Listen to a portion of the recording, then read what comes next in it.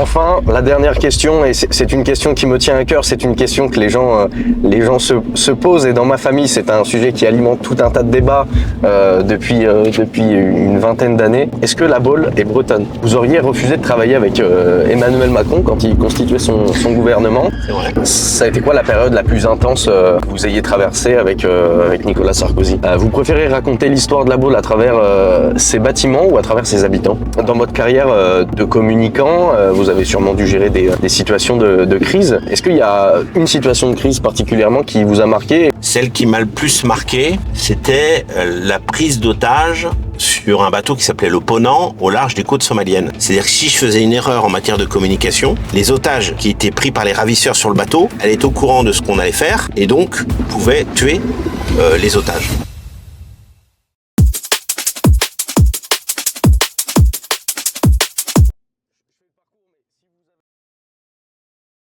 Monsieur le maire, bonjour. Bonjour. Enchanté. Enchanté. Merci Très heureux d'être avec vous. Merci d'avoir répondu présent à cette invitation. Bah écoutez, moi je suis très heureux que vous soyez ici, sur la presqu'île. C'est un plaisir. Je crois que vous connaissez un petit peu, c'est pour ça. Je connais un petit peu. J'ai de la famille dans le coin. Donc l'idée aujourd'hui, c'est qu'on fasse une balade en voiture sur la Baule Ouais. pour raconter son histoire, pour que vous puissiez nous partager aussi quelques Avec anecdotes, grand plaisir. nous parler de la vie locale. Et il fait beau comme chaque jour de la semaine. Je suis pas sûr de ça, mais Je commence par un mensonge, hein, mais c'est pas bien. oui, c'est vrai. Mais aujourd'hui, on a beau temps, donc on va en profiter. Exactement. Est-ce que pour ceux qui ne vous connaissent pas, vous pourriez déjà vous présenter? Bah écoutez, Franck Louvrier, je suis né le 30 mai 68, Ok. qui est une date facile à retenir dans l'histoire de France, parce que, comme vous le savez, c'est le jour où les gaullistes ont manifesté sur les Champs-Élysées. Ok. Et puis, je suis nantais d'origine, donc à proximité d'ici. Ok.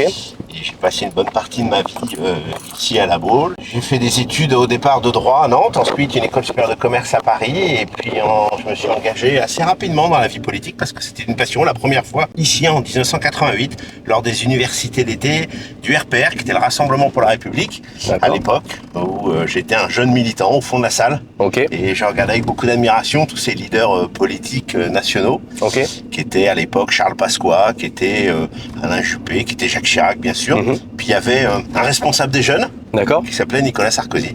Ok. Et nos chemins se sont croisés quelques années après mes études bien sûr, et après quelques expériences professionnelles. Donc voilà, et ensuite j'ai suivi la carrière de Nicolas Sarkozy pendant 15 ans, à la fois quand il a été bien sûr ministre de l'Intérieur, aussi ministre de l'Économie et des Finances, et enfin toute la période élyséenne quand il était président de la République. Puis ensuite, je suis parti travailler dans le privé pendant plusieurs années dans le groupe Publicis, qui est un groupe connu mondialement, qui est un groupe français. Et je me suis engagé dans la politique active. Je suis passé de l'ombre à la lumière d'une façon ou d'une autre, en étant élu régional et élu local ici. Et j'ai été élu maire en 2020. Voilà rapidement, en quelques minutes, cette partie de vie. Puis j'ai une fille. Et je suis marié avec une Bauloise, donc voilà, vous savez tout. Très bien. Donc là, c'est vous qui faites le parcours. Hein. Alors, je fais le parcours, mais si vous avez des endroits un peu emblématiques, n'hésitez pas à me dire. Je sais qu'on n'est pas loin de la Croix de Lorraine qui a été inaugurée cet été. Oui, qui a été inaugurée pour le 80e anniversaire de la libération de la France, comme vous le savez. Et on a été un des derniers territoires libérés ici, le Grand Ouest, notamment avec la poche de Saint-Nazaire. Et donc, le général de Gaulle est venu à ce moment-là, et donc symboliquement, on a voulu ériger cette croix de Lorraine, qui est beaucoup moins haute que celle de Colombey-les-Deux-Églises, mais qui est à l'échelle de 1/10 de Colombey-les-Deux-Églises, qui a été fait par un artiste du Morbihan, qui est en matériaux qui permet de résister, bien sûr, aux intempéries d'ici. Et pour nous, c'est important parce que, au-delà de l'effet monumental, c'est aussi une marque de respect à l'endroit de ceux qui ont combattu pendant la Seconde Guerre mondiale, mais aussi ça reste dans la mémoire des générations suivantes. Et donc c'est important.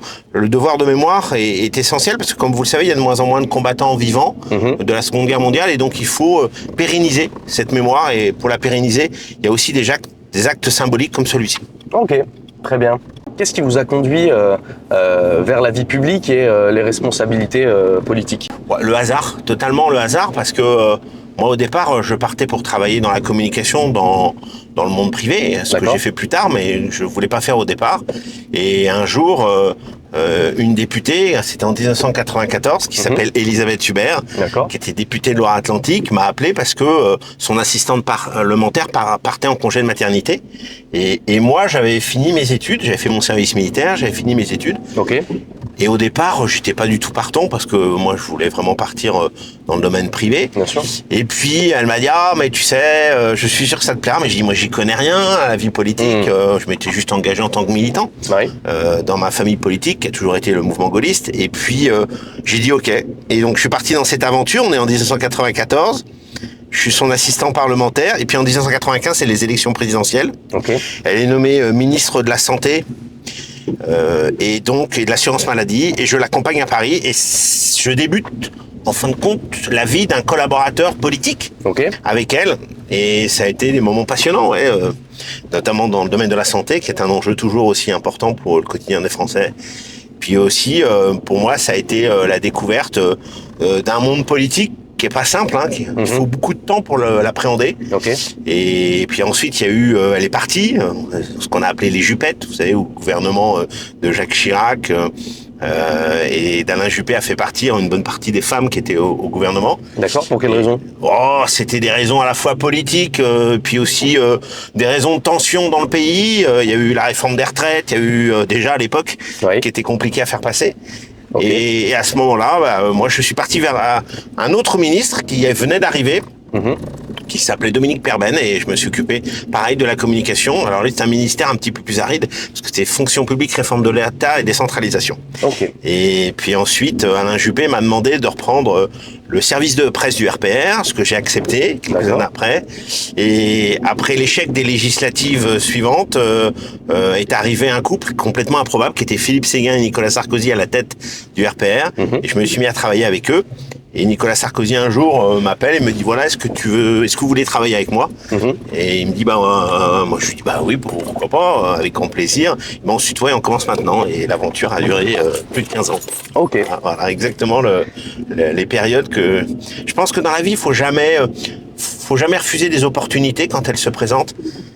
C'est vraiment le hasard de la vie qui vous amène à ces situations-là.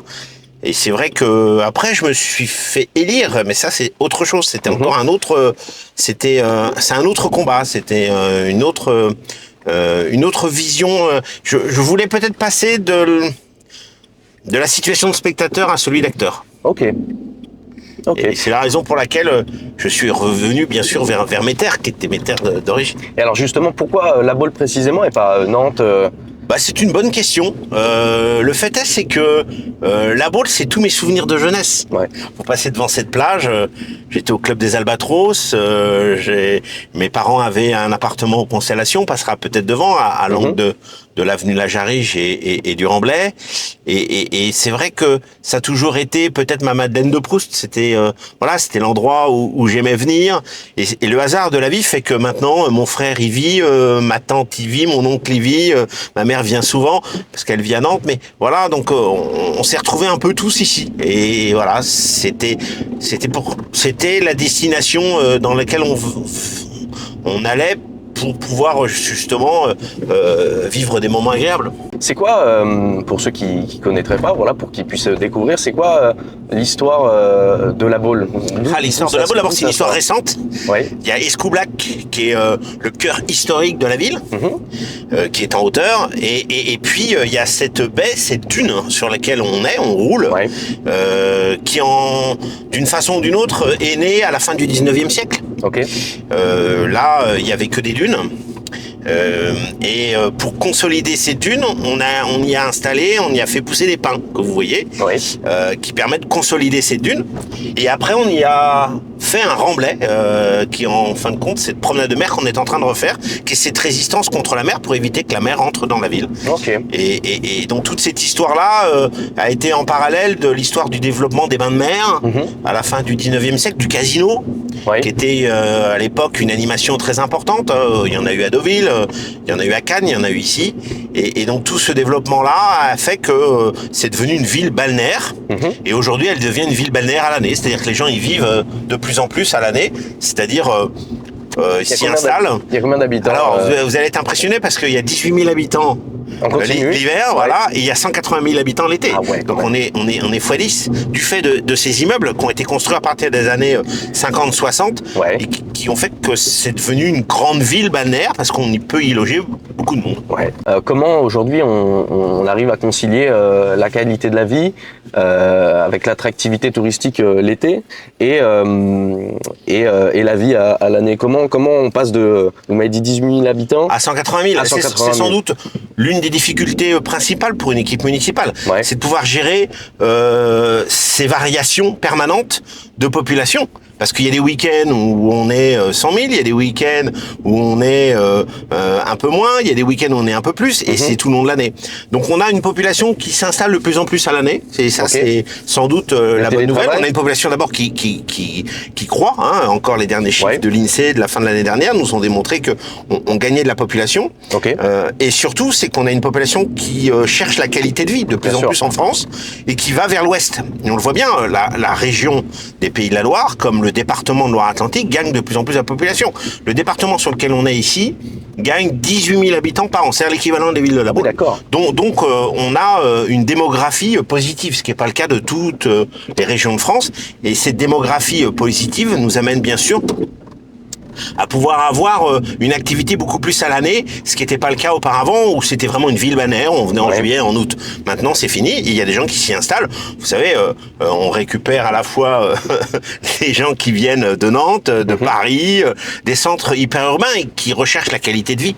Parce que la qualité de vie, elle est essentielle lorsque vous vivez dans un centre hyper-urbain où vous apercevez que les difficultés sont quotidiennes de transport, d'environnement, alors qu'ici, c'est vrai que c'est une vie plus paisible, c'est un peu un havre de paix qu'on essaye de préserver. C'est pour ça qu'il ne faut pas que je fasse trop de publicité non plus. Oui, ok. Le patrimoine architectural de la Baule, il est riche, avec les villas, le front de mer.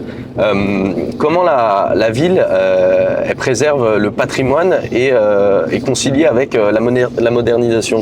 C'est vrai que souvent les gens qui viennent à la Baule pour la première fois, ils disent mais ce mur d'immeuble choque par rapport au patrimoine architectural du 19e et du 20e siècle. C'est vrai qu'il y a eu des constructions qui ont été faites à la suite des ventes des maisons après la guerre et donc on a un contraste très fort urbanistique entre ces immeubles qui font la façade maritime et puis ces maisons qui sont aussi un patrimoine architectural remarquable. Alors donc on a préservé, et c'est ce qu'on a fait pendant le mandat, on a préservé les 6000 villas dans la ville de la Baule pour éviter bien sûr qu'elles soient abîmées ou qu'elles soient détruites. Et puis on s'aperçoit aussi que les immeubles qui ont été construits sont des immeubles de bonne facture, de bonne qualité. Par exemple, l'immeuble en vague dont on parlait tout à l'heure, l'architecte est un prix de Rome. Donc ce sont des immeubles de qualité et donc on protège aussi ces immeubles-là. Donc au fur et à mesure du temps, on s'aperçoit qu'on a un patrimoine architectural qui faut à la fois préserver mais aussi mettre en valeur. Comment vous diversifiez le secteur économique pour justement ne pas être dépendant du tourisme? Qu'est-ce que vous développez? On a une chance formidable, c'est qu'on est sur un territoire très dynamique au niveau économique. Moi, je suis vice-président de la région en charge de l'économie, je connais bien la dynamique économique de ce territoire. Comme vous le savez, on a bien sûr une offre touristique ici, à la fois à La Baule, à Guérande et sur toute la presqu'île qui est forte, avec le Croisic, avec Piriac, avec l'ensemble des villes balnéaires qui sont là. Et puis, on a à quelques kilomètres d'ici, à quelques minutes d'ici, un bastion, je dirais, industriel incroyable, qui est Saint-Nazaire, qui à la fois est en pleine dynamique positive, que ce soit au niveau de l'industrie navale, avec les chantiers de l'Atlantique, ou que ce soit avec l'aéronautique et Airbus qui est présent. Je vous rappelle que chaque avion construit par Airbus est en partie construit ici et à Toulouse, et que on a aussi cette dynamique économique au niveau des chantiers de l'Atlantique qui fait qu'ils ont un plan de charge rempli sur les 10 ou 12 années qui viennent, avec des commandes en permanence. Mais notamment, on va accueillir la construction du nouveau porte-avions français.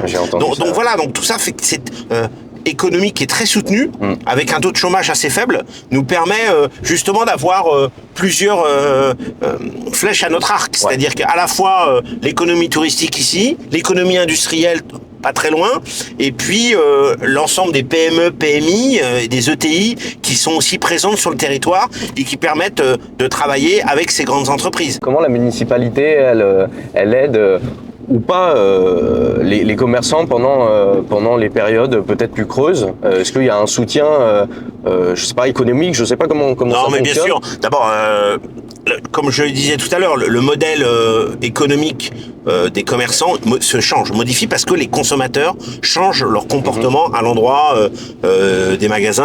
Vous le savez très bien, et parfois ils viennent dans les magasins juste pour voir, ils commandent sur Internet, ce qui est un vrai souci, qui n'est pas un cas particulier à La Baule, qui est un cas bien sûr sur l'ensemble du territoire français et même en Europe et dans le monde. Donc ce modèle économique est en train de changer et il faut s'en préoccuper.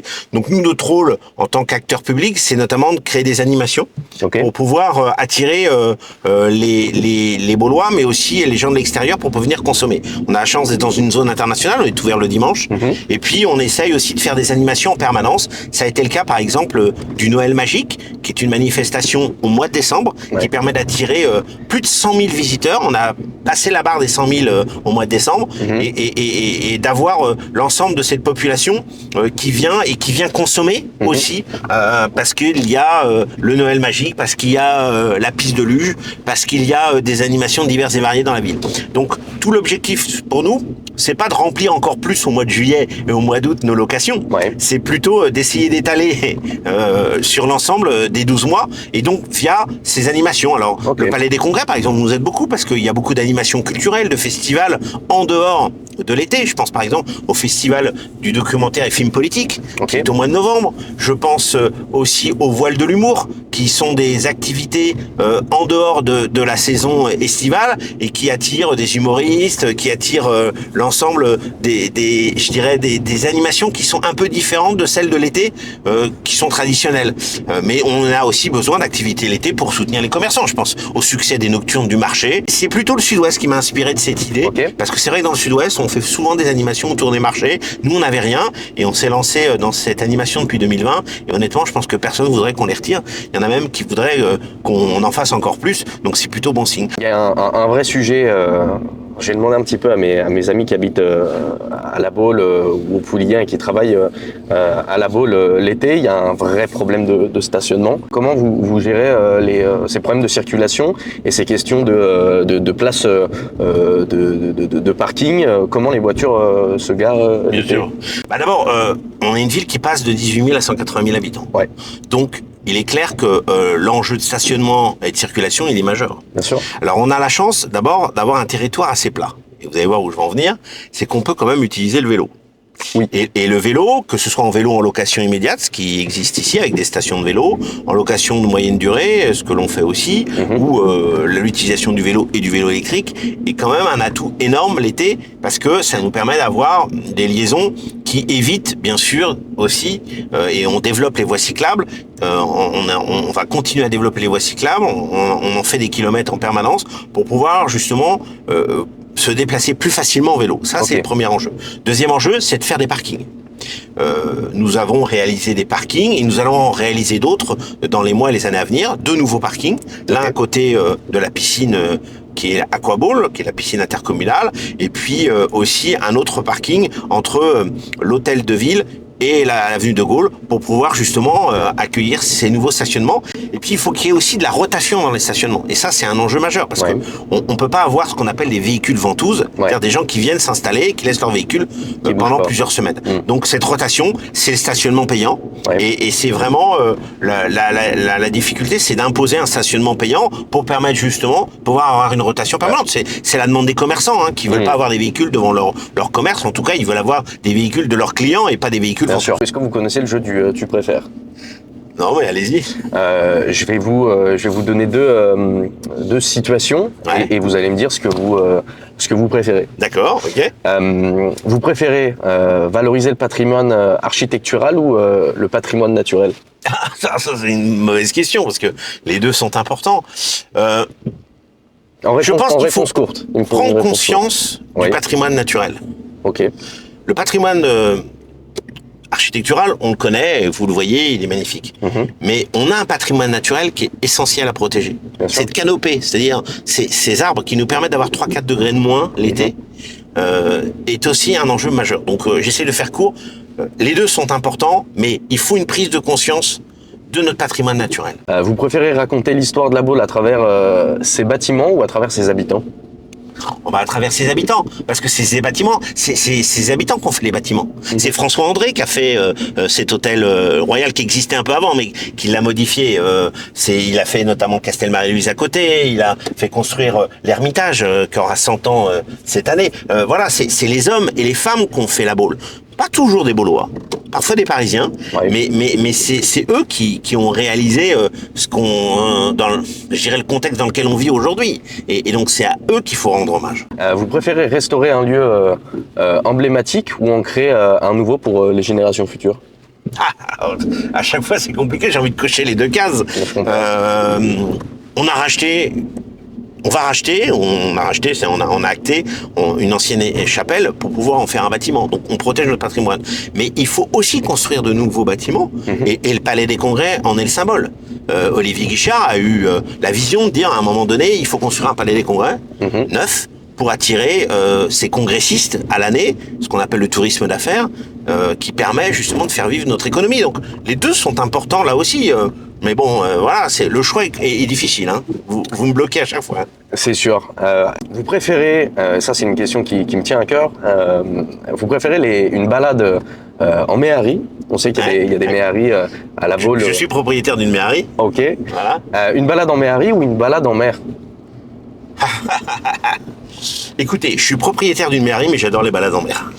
Parce que la mer, c'est l'évasion. C'est peut-être le seul endroit où je vide ma tête. Parce que je pense au bateau, je pense au cap qu'on va prendre, je pense à la sécurité sur le bateau, je regarde le paysage. Donc c'est sans doute le moment d'évasion le plus fort pour moi. Vous avez le permis bateau? J'ai mon permis bateau, bien évidemment. Vous savez, je fais partie des jeunes qui ont fait beaucoup de bateaux à voile et qui voulaient pas monter sur des bateaux à moteur. Et puis à un moment donné, on vieillit, faut emmener les enfants. Donc on dit allez, on passe le bateau, on passe le permis moteur. Donc j'ai passé mon permis ici chez Kravik au Pouliguen. Ah, vous aussi? Ah oui. Je l'ai passé en avril 2025. Ah, ouais, moi il y a plus longtemps. Vous devez connaître Pierre de Bateau Évasion. Oui, bien sûr, tout à fait. J'étais présent quand il y a eu l'accident cet été. Je l'ai vu en direct, c'était extrêmement impressionnant. Comment quand il y a des situations catastrophiques, bon, il n'y a pas eu de blessés, il n'y a pas eu de mort, comment on gère cette situation en tant que maire? C'est quoi président du port, parce que je suis président du port la Baule-le-Pouliguen. Ah, vous savez, je touche du bois, je sais pas s'il y en a dans la voiture, mais il y a peu d'accidents et heureusement sur le port, mais pour nous c'est sans doute la difficulté de la responsabilité publique.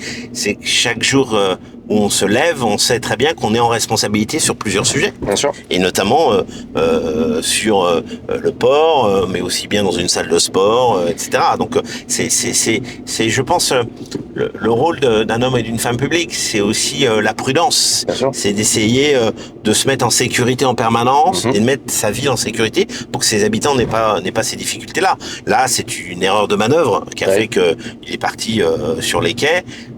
Heureusement, il n'y a pas eu de dégâts humains et c'est une bonne chose. Mais c'est vrai que vous savez que ce port-là, sur lequel on passe, c'est le premier port de la côte ouest en location. On n'imagine pas. Jet évasion, bateau évasion, U-ship, etc. C'est la première zone où on loue sur la côte ouest. Quand vous prenez toute la côte ouest de la Normandie, bien sûr au sud-ouest, de location de bateaux à moteur et ça se faisait aussi pas de avant. scooters.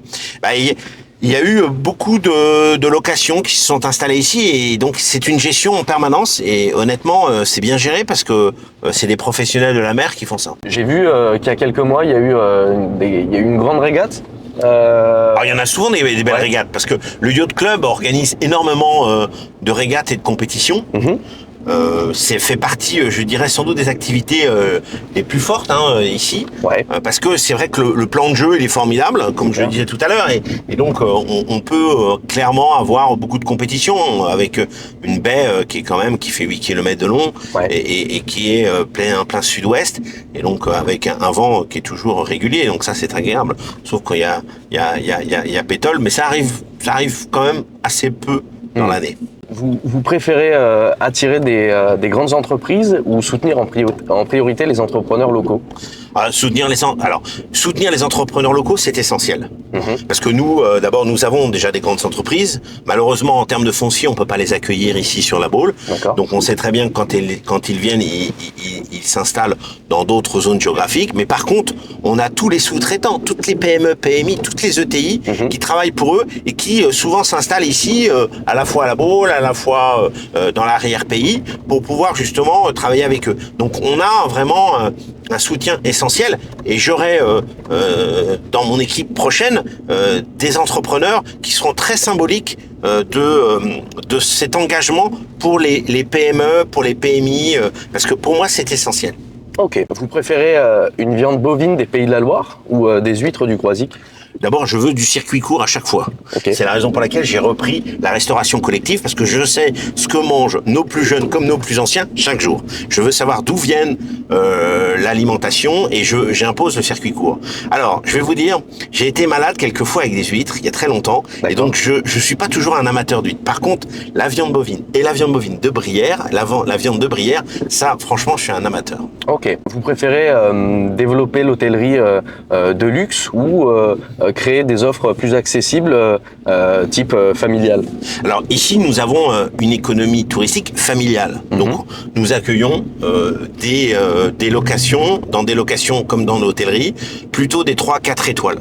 Parce que les 1 et 2 étoiles, malheureusement, ils ont disparu. Et comme vous le savez, c'est les locations meublées saisonnières, plus communément appelées Airbnb ou autres, qui ont pris, je dirais, le dessus. Mais nous essayons de privilégier justement une offre familiale, alors qu'elle soit de luxe ou qu'elle soit accessible, les deux. Et pour nous, c'est important. On a aussi même deux établissements d'hôtellerie de plein air, ce qu'on appelle le camping.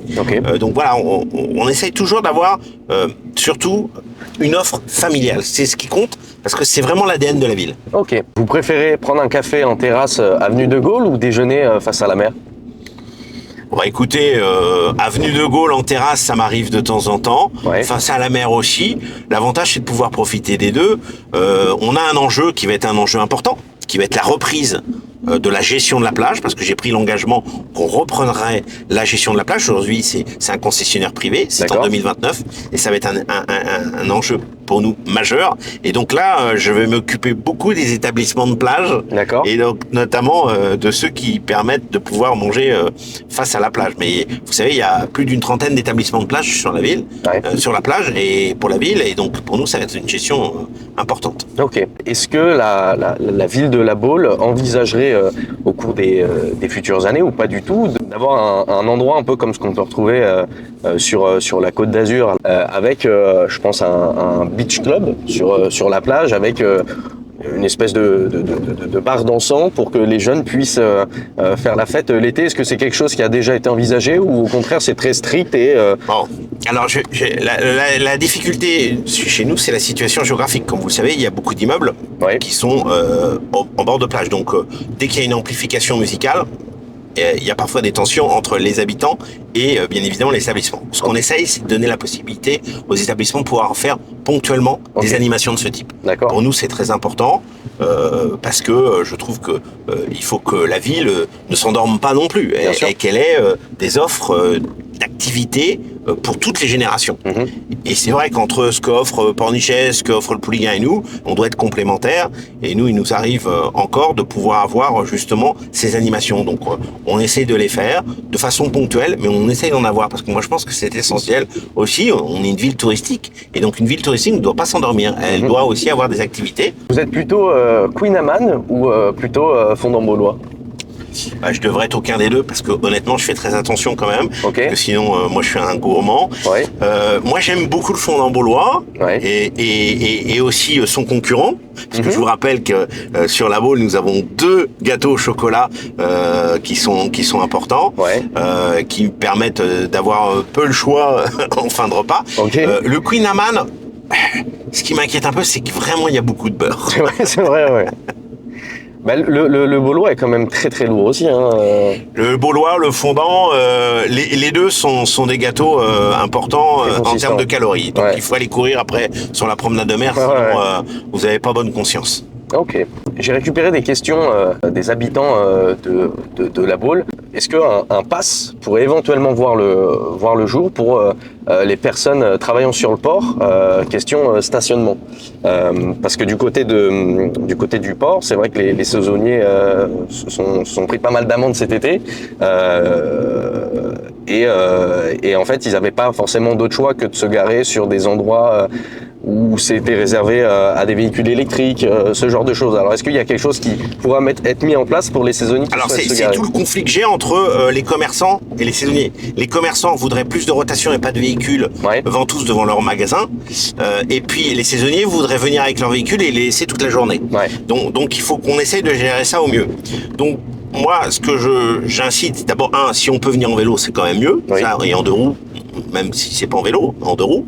Et puis, deuxième chose, si on peut essayer d'avoir, bien sûr, la possibilité, de façon ponctuelle, à ces saisonniers de pouvoir stationner, je suis pas défavorable. La seule chose, c'est que je veux pas que ça devienne une habitude, parce que sinon, les commerçants vont me dire, mais nous, on a des véhicules en permanence devant chez nous, et on peut pas avoir de rotation, et donc nos clients ne viennent pas. Donc, vous voyez, c'est toujours ce conflit permanent. Comment l'été, on lutte plus efficacement contre les incivilités et les déchets qui peuvent être mis sur la voirie? Alors, les incivilités, d'abord, on a une police municipale qui est présente. On a multiplié par 3 les effectifs. Ils sont une 30aine. Il faut vraiment que les gens prennent conscience que chaque mégot, chaque bout de papier jeté, ça va directement dans la mer. Et on doit préserver notre secteur maritime, on doit préserver la mer. Donc c'est une prise de conscience permanente. Vous voyez, on met des poubelles qui sont là de façon régulière, encore ici, vous voyez. Et donc moi j'incite vraiment les gens à avoir une attitude civique. Il y a une prise de conscience qui doit être forte de toutes les générations sur ce sujet. Et c'est notre travail, alors par de l'affichage, par de la prise de conscience individuelle, en allant vers les gens, en leur disant attention ce que vous faites. Voilà, je pense qu'il y a vraiment là un enjeu essentiel, parce que préserver notre environnement, c'est justement ne pas produire de déchets. J'ai eu des gens qui m'ont demandé est-ce que la mairie comptait éventuellement créer ou trouver des solutions de logement pour les saisonniers. C'est vrai que c'est quelque chose qui revient beaucoup. On sait que le logement l'été sur toute la côte, du Pouliguen à Saint-Nazaire et même plus loin, c'est compliqué de se loger, c'est cher, c'est coûteux. Est-ce qu'il y a des solutions qui sont envisagées? Alors, il y a 2 solutions proposées. La première, c'est une campagne qu'on mène dès le début du premier semestre de l'année pour qu'ils soient accueillis chez des habitants. Et ça, c'est important parce que il y a souvent des personnes qui ont une chambre, un appartement un peu plus grand et donc peuvent accueillir pendant les 2 mois de l'année des saisonniers et donc ils sont en relation avec leurs employeurs. C'est comme ça que on travaille aussi dans un esprit de confiance parce que les employeurs savent où vont loger leurs employés et les hébergeurs savent où travaillent les jeunes qui vont héberger. Donc ça c'est important et ça on a mis en place depuis 2 ans et ça commence à prendre vraiment je dirais un rythme intéressant parce qu'on a logé près de 30 saisonniers l'année dernière. 30 logements, c'est beaucoup. Et puis on a transformé le camping municipal en logement saisonnier. Ce camping municipal aujourd'hui, il va encore accueillir 20 logements supplémentaires l'été prochain. Donc c'est aussi une possibilité pour eux de pouvoir loger dans un contexte agréable. C'est en pleine forêt, c'est très sympa et honnêtement, il y a une vraie vie de village dans cet endroit. Donc il faut qu'on continue à développer ces offres et puis on continue à faire des logements aussi saisonniers, mais là ça met beaucoup plus de temps parce que c'est long. Donc on a inauguré dans un quartier qui est Bellon, on doit continuer à en faire. En mars 2026, va se tenir les élections municipales. vous représentez pour un deuxième mandat. Pour un deuxième mandat. Tout à fait. J'avais pris l'engagement en 2020 que je ferais au moins 2 mandats parce que les gens pensaient que j'allais pas rester, que j'allais partir je sais pas où, peut-être à Paris ou dans un ministère ou autre part. Et j'avais pris l'engagement que je ferais ce mandat à fond et je l'ai fait à fond de 2020 à 2026 et je prends l'engagement que je le ferai autant à fond la prochaine fois. Je pense que c'est important quand vous vous engagez dans une mission, quand vous avez la chance d'avoir la confiance des habitants, il faut le faire bien et il faut le faire fort. C'est quoi votre relation avec les autres élus des communes voisines? Je pense au Pouliguen, à Saint-Nazaire, à Guérande. Comment ça fonctionne? D'abord, on travaille tous ensemble. D'abord par le biais des intercommunalités, et puis aussi parce que on est sur le même bateau. Et pour nous, c'est essentiel de pouvoir avoir les mêmes objectifs. Quand Saint-Nazaire tousse, nous on s'enrhume. Quand d'une façon ou d'une autre il y a des difficultés chez les uns, nous on essaye d'y apporter des réponses. C'est le principe de l'intercommunalité. Vous savez, nous sommes, la Baule est le premier financeur des 15 communes de l'intercommunalité. D'accord. Donc il est dans une solidarité territoriale. Et donc à chaque fois on essaye d'y apporter des réponses. Si il n'y avait pas la Baule, je pense que la dynamique de l'intercommunalité n'existerait pas, parce que nous sommes les premiers financeurs. Quand il faut construire une piscine dans le nord du territoire, à Herbignac, nous y contribuons, à la fois nous, la Baule, mais aussi la région des Pays de la Loire. Donc voilà, donc c'est cette forme de solidarité territoriale qui est nécessaire pour que justement tout le monde puisse bénéficier de la dynamique économique de la Baule, du paysage formidable que nous offre le parc naturel régional de Brière, etc., etc.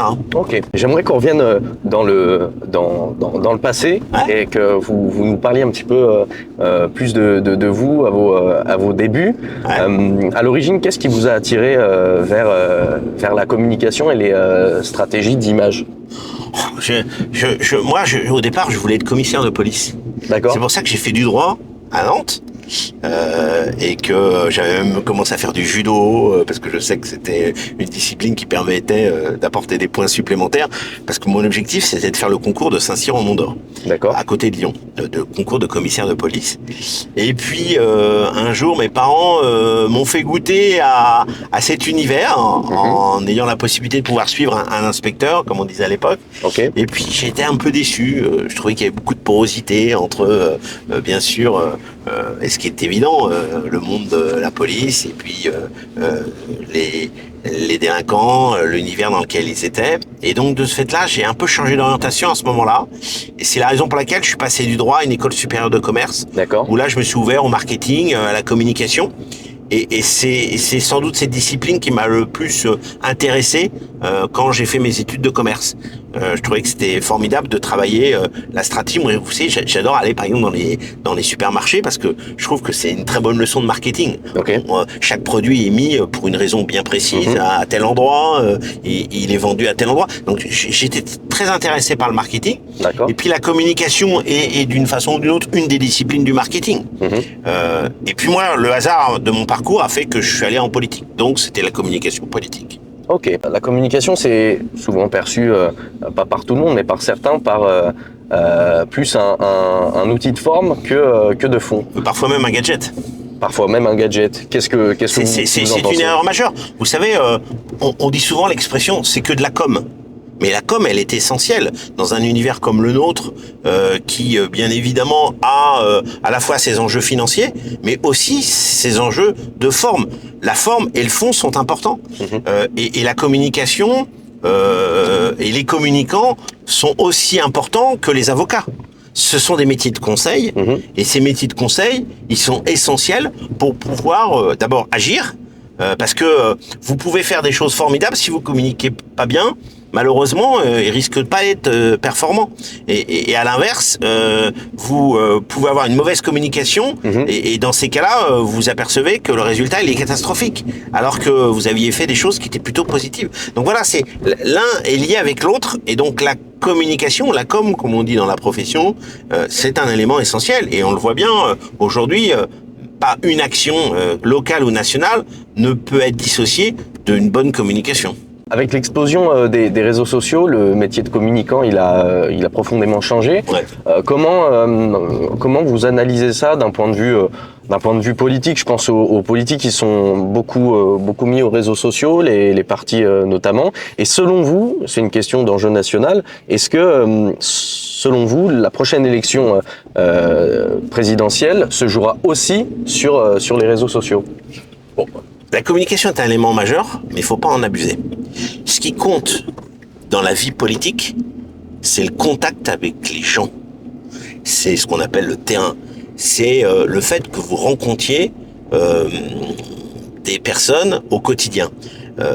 Parfois, on pense que être présent sur les réseaux sociaux suffit. C'est pas vrai. Une campagne, c'est pas uniquement une posture sur un post Facebook ou sur Instagram. C'est aussi du fond. C'est la raison pour laquelle moi j'ai commencé ma campagne en faisant d'abord un programme de 42 pages. J'avais fait cet été un livre pour permettre de donner ma vision de ce que pouvait être une ville comme La Baule dans les années à venir. C'est le fond qui amène à la forme. Si vous n'avez pas de fond, vous n'avez pas de forme. Et donc, la communication, c'est pas uniquement être présent sur la... Bien sûr que c'est un outil indispensable. Et que la preuve, c'est que maintenant, dans la communication, il y a plusieurs métiers. Il y a la communication digitale, il y a la communication de crise, etc., etc. Mais il faut d'abord avoir des choses à dire. Il faut d'abord avoir des idées à défendre. C'est ce qui compte. Et c'est ce qui fait la noblesse de la politique. C'est le fait que vous défendiez vos idées et que vous avez des choses à proposer. Si moi j'avais un programme qui n'existait pas, je pourrais pas faire 42 pages de programme. Donc pour moi c'est essentiel. Après, il faut mieux que je communique bien sur ce que j'ai à faire. Parce que sinon les gens ne comprennent pas toujours tout ce que j'ai à faire. Mais vous savez, les électeurs, ils vous regardent avec attention, ils regardent la forme mais ils regardent aussi le fond. Et qu'est-ce qu'il a à dire celui-là ? Qu'est-ce qu'il va faire dans les années à venir? Quel est son projet en matière de sécurité? Quel est son projet en matière de santé? Quel est son projet en matière de préservation du patrimoine? Quel est son projet? C'est ça qui compte. C'est vraiment l'essentiel. Après, on peut être jugé sur la forme, et s'il y a une bonne forme, c'est bien pour accompagner un fond qui est consistant. Dans votre carrière de communicant, vous avez sûrement dû gérer des situations de crise. Est-ce qu'il y a une situation de crise particulièrement qui vous a marqué et quelles leçons vous en avez tirées? Ouais, sans doute celle qui m'a le plus marqué, c'était la prise d'otage sur un bateau qui s'appelait le Ponant au large des côtes somaliennes. Où là, j'ai vu que la communication pouvait être une question de vie ou de mort. C'est-à-dire que si je faisais une erreur en matière de communication, les otages qui étaient pris par les ravisseurs sur le bateau allaient au courant de ce qu'on allait faire et donc pouvaient tuer les otages. Donc là, vous vous apercevez que votre métier, il peut avoir des conséquences sur la vie ou sur la mort de gens qui sont pris en otage. Okay. Et ça a été sans doute pour moi un des moments les plus forts parce que faut pas faire d'erreur. Fassiez une erreur sur tel ou tel sujet, ça n'a pas des conséquences de vie ou de mort. Là, ça avait des conséquences de vie ou de mort. Donc ça, c'est sans doute l'expérience à l'Élysée. C'était en l'occurrence avec Nicolas Sarkozy et cette prise d'otage qui avait été pour nous un élément majeur parce que j'étais informé de tout ce qu'on faisait. Je devais informer, bien sûr, la presse, mais je devais pas trop non plus les informer parce que sinon ils allaient dire quelle était notre stratégie. Okay. Donc on devait être à la fois bien sûr dans une ouverture démocratique de ce qu'on allait faire, mais aussi dans une forme de rétention pour éviter que les ravisseurs qui étaient au courant de tout, parce que qui avaient toutes les informations, pouvaient prendre des décisions dramatiques. Ok, vous me faites une super transition. Parce que j'aimerais que vous nous parliez de votre collaboration justement avec Nicolas Sarkozy. Ça a été une grosse partie de 15 ans de ma vie, de votre vie. Déjà, comment vous vous êtes rencontrés? Ça a été assez simple. Un jour, moi j'étais chef du service de presse du RPR et lui venait d'arriver en responsabilité à la tête du RPR après l'échec des législatives et je l'ai rencontré et il cherchait quelqu'un pour s'occuper de sa communication à l'époque. Okay. Il était aussi maire de Neuilly. Et il m'a dit, est-ce que ça vous intéresse? Et je lui ai dit, bah oui. Et il m'a dit, on se tutoie, on commence maintenant. Okay. Et l'aventure a duré 15 ans. Voilà, ça fait partie des rencontres formidable de la vie. Nicolas Sarkozy, il est souvent décrit comme quelqu'un d'hyperactif. Comment ça se traduisait au sein de la présidence de la République? Il n'y a pas beaucoup de moments de pause. Oui. Parce que quand vous êtes à l'Élysée, toutes les informations doivent être transformées en décisions. Ok. Et donc cette tension permanente qui fait que quand ce qui arrive sur votre bureau, ça n'a pas été tranché avant, ni par les ministres, ni par les administrations, ni par le Premier ministre. Donc tout est important. Okay. Et tout est urgent parce que ça doit être tranché de façon rapide. Et donc avec lui, qui est très dynamique, qui d'une façon ou d'une autre travaille nuit et jour. Ouais.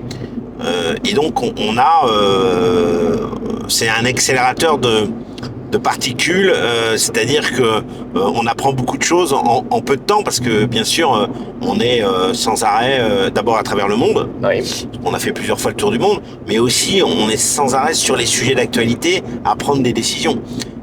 Donc faut fonctionner très vite. C'est un peu ça.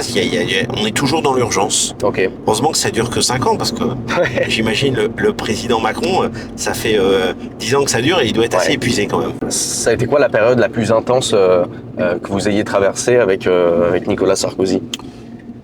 Contrairement à ce que vous pourriez croire, c'est plus la conquête du pouvoir que la gestion du pouvoir. C'est plus la campagne électorale pour gagner l'élection présidentielle qui a été en tension, plus que la gestion du pouvoir, c'est-à-dire les 5 ans de l'Élysée. Les 5 ans de l'Élysée, bien sûr, c'est intense, mais vous avez des équipes. Vous avez une administration, des administrations, vous avez des ministres, vous avez un Premier ministre. Alors que lorsque vous êtes en conquête, vous faites un peu tout, quoi. Et donc, les moyens sont pas les mêmes et parfois, les attaques sont encore plus fortes parce que vous êtes face à des oppositions. Alors que quand vous êtes au pouvoir, vous êtes le décideur.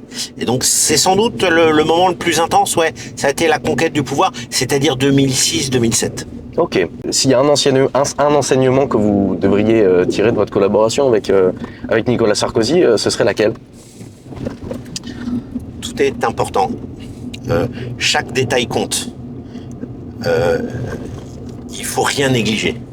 Okay. Je pense que c'est sans doute ça la vie, c'est-à-dire que on peut pas considérer qu'il y a un principal et un accessoire.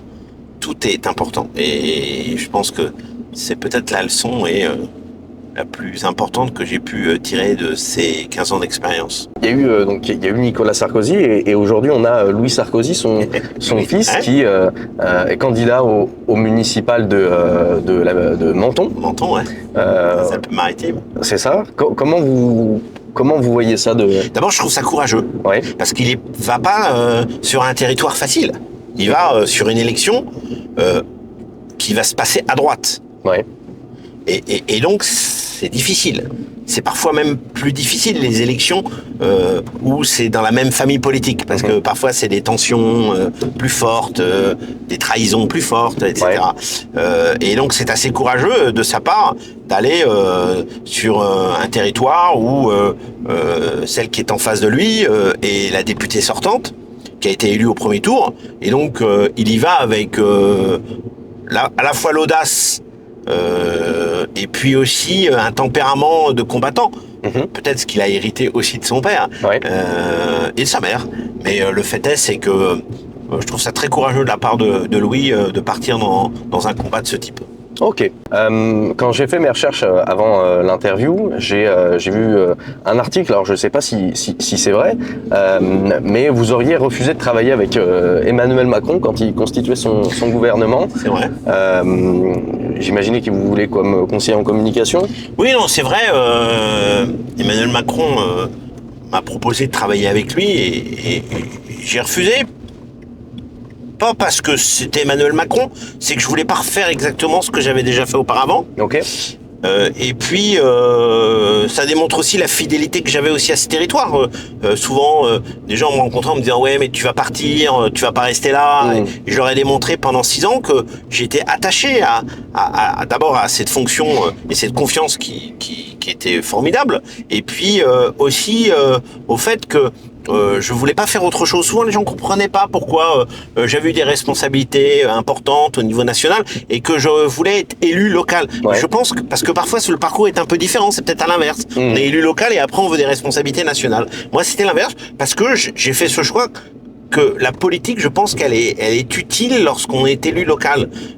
Et la noblesse de la mission de maire, c'est justement de pouvoir faire des choses qu'on l'on voit se réaliser. Ce qui n'est pas toujours le cas quand vous êtes en responsabilité nationale, quand vous êtes ministre.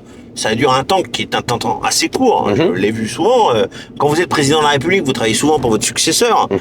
Quand vous êtes à la région, vous mettez du temps dans la réalisation. Ouais. Il faut une dizaine d'années pour faire un lycée.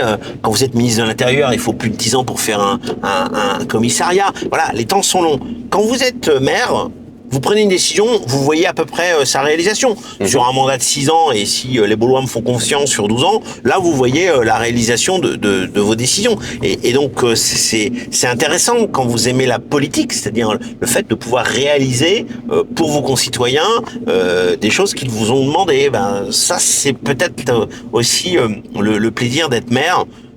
Plus que parfois d'avoir une responsabilité nationale. Je vais vous donner des noms de personnalités politiques et puis vous allez me donner vos impressions. Alors vous faites des très longues phrases, c'est intéressant. Je suis désolé. Mais il me faut vraiment une phrase, un mot-clé sur les personnalités. On va commencer avec Emmanuel Macron. Une intelligence qui n'est pas toujours au service de la politique. D'accord. Jordan Bardella. Une force un peu juvénile. Ok. Nicolas Sarkozy. Un homme d'État. Sandrine Rousseau.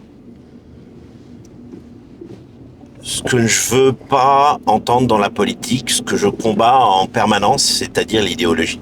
Ok. Jean-Luc Mélenchon.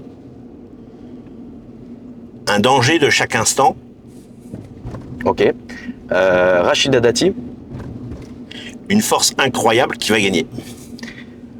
Jean Lassalle, que j'ai reçu ici il y a quelques mois. Que j'aime beaucoup parce que je l'ai rencontré plusieurs fois et on a eu des discussions, notamment à l'époque où Nicolas était ministre de l'Intérieur, pour le maintien d'une gendarmerie sur sa circonscription. Oui. Et je suis plus long. Mais Jean, c'est la France comme on l'aime. Ok. Sarah Knafo. Un parcours qui mérite encore un peu de temps. Bruno Retailleau.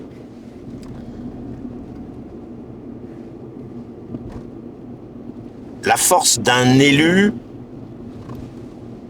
qui est enraciné sur un territoire que je connais bien, qui est la Vendée. Mathilde Panot. Je comprends pas toujours ce qu'elle me dit et ce qu'elle dit. J'ai l'impression qu'il y a beaucoup de sectarisme chez elle. Ok. Louis Sarkozy. Le courage de s'engager sur un territoire difficile. Contrairement à ce qu'on peut croire. Laurent Wauquiez. Là, une intelligence au service de la politique. Ok. On a terminé pour vos impressions sur les figures politiques. J'ai essayé d'être court, hein. Ah non, mais c'était parfait. Bon, merci. Mais tous ces gens-là, je les connais un peu moins Sarah Knafo, mais et Mathilde Panot, bien sûr, ou Sandrine Rousseau. Mais c'est vrai qu'il y en a beaucoup que je connais bien. Et c'est vrai qu'au fur et à mesure du temps, la politique vous amène à découvrir les gens. Parce que la politique, c'est un accélérateur de particules. Vous avez à la fois des gens qui deviennent presque des héros, qui arrivent à faire des choses extraordinaires, et puis il y en a d'autres qui se rétrécissent et qui disparaissent. C'est ça aussi peut-être la force de la politique. Je vais vous poser des questions plus personnelles, vous n'êtes pas forcé de répondre à toutes les questions, ça foire un peu le concept si vous ne répondez pas, mais vous faites bien comme vous voulez. Qu'est-ce que vous faites de votre temps libre? Est-ce que vous avez des passions? Oui, beaucoup, j'en ai beaucoup. Malheureusement, j'ai pas assez de temps libre pour avoir toutes mes passions. Oui. D'abord, j'aime beaucoup lire, donc les transports, quand je vais de temps en temps à Paris, ça me permet aussi de lire dans le TGV.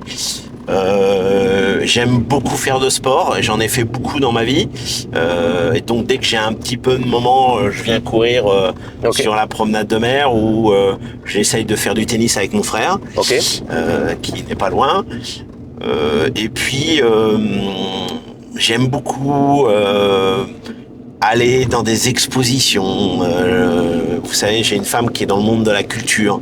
Donc on partage souvent des moments privés dans ces domaines. Voilà, j'aimerais plus voyager.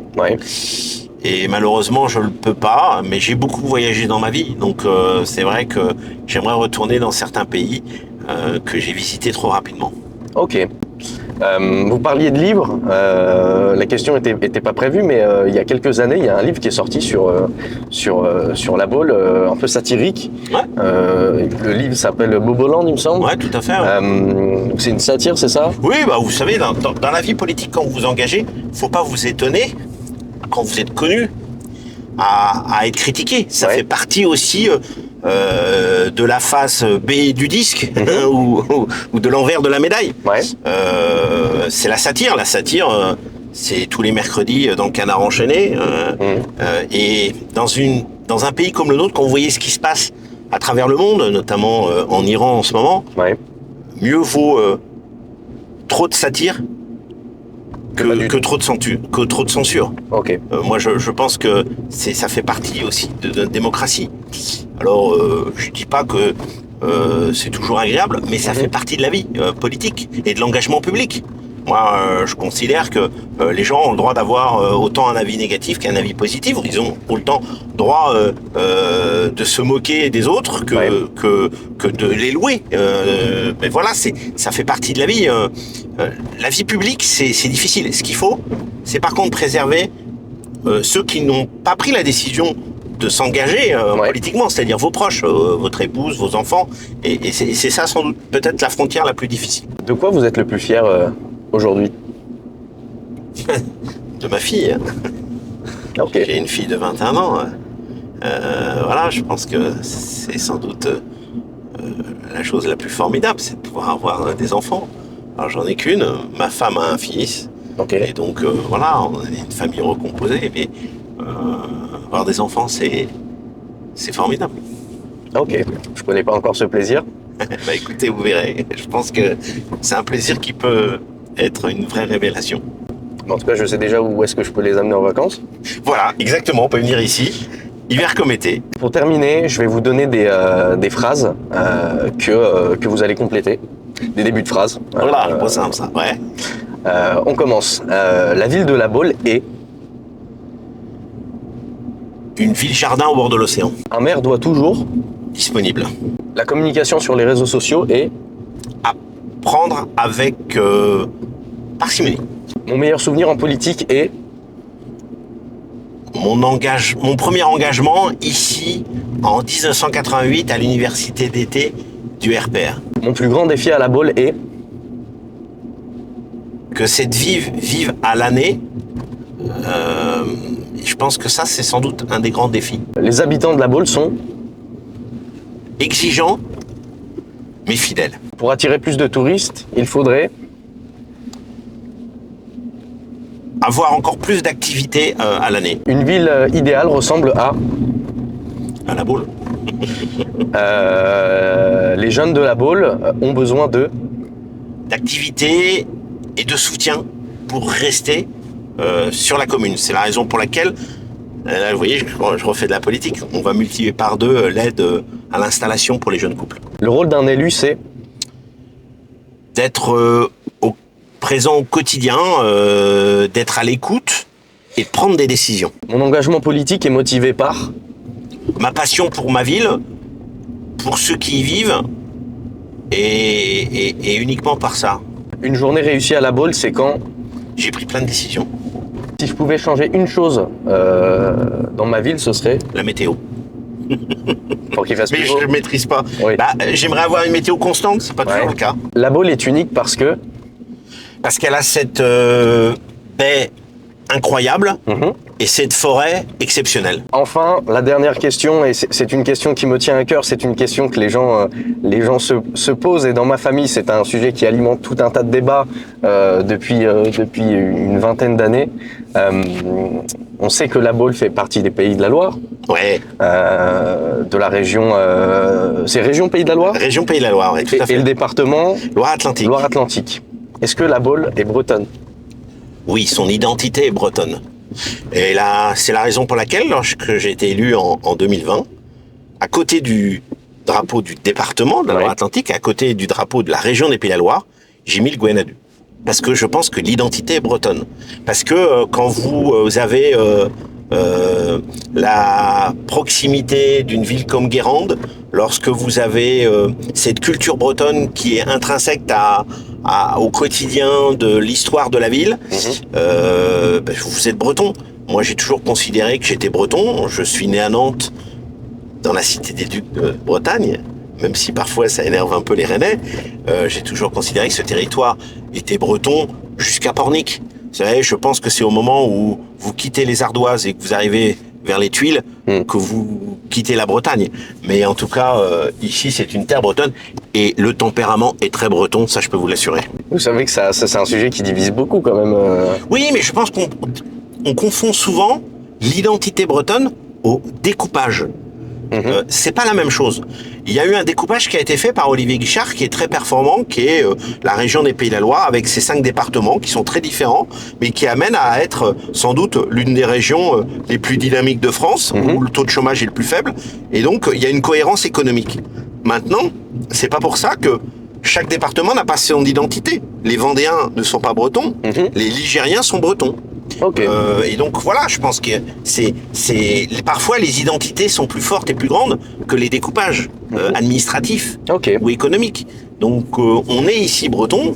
C'est une question d'identité aussi. Mais bien sûr, mais on est ici breton. C'est pas pour ça que nous appartenons très fortement à la région des Pays de la Loire, qui est une région qui est très dynamique. Et la preuve, ce dynamisme, il existe grâce aux chantiers de l'Atlantique, grâce à Airbus, grâce à tous les PME, PMI qui sont importantes sur notre territoire. Mais le fait est, c'est que l'identité, elle est plus forte que tout.